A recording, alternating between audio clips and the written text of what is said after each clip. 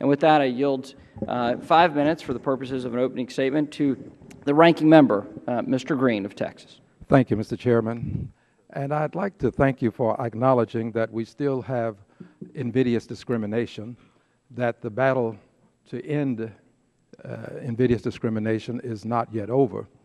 I'm also appreciative that you have embraced this hearing with an open mind so that we can come to conclusions about a long settled standard of disparate impact.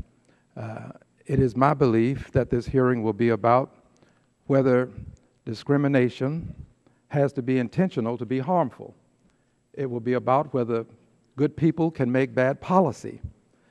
It will be about whether or not a financial institution can charge African Americans $2,937 more than similarly situated white customers for their loans, and charge Hispanics $2,187 more for their loans.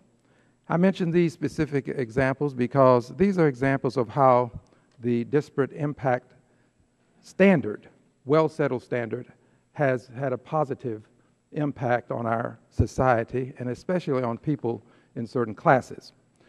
I'd like to harken back, if I may, to 1968 because it was the death of Dr. King that allowed, or caused, if you will, this Congress, meaning the Congress of the United States of America, to pass the Civil Rights Act of 1968, which has Title VIII within it, the Fair Housing Act.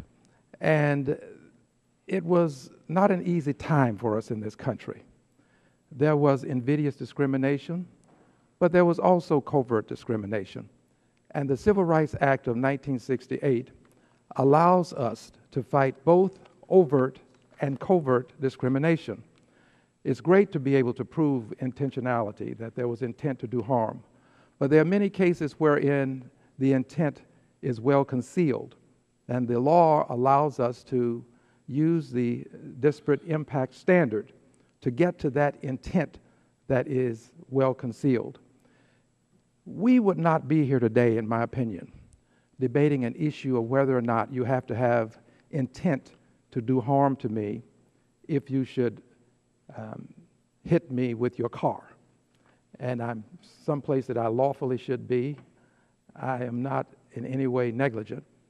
You don't have to have intent to harm me, and you don't have to have intent to be liable for the harm that you cause. Intentionality is obviously an element that, if proven, is beneficial. But there are other ways, there are other circumstances that allow us to prove harm. And this harm has been shown to be proven with the disparate impact theory. My hope, Mr. Chairman, is that after today's hearing, we will not find law being promulgated, legislation being promulgated to eliminate or limit what we've had for more than 40 years now as good standing law. My hope is that as we move forward, we may do some things to improve upon what was done in 1968, but not limit it and not circumvent what we have found to be a means by which we can continue to combat invidious discrimination. Finally, Mr. Chairman, let me say this. This has been a continuing fight to eradicate discrimination. The law in 1968 was not passed unanimously. And since its passage, we've had many efforts to try to limit it, eliminate it.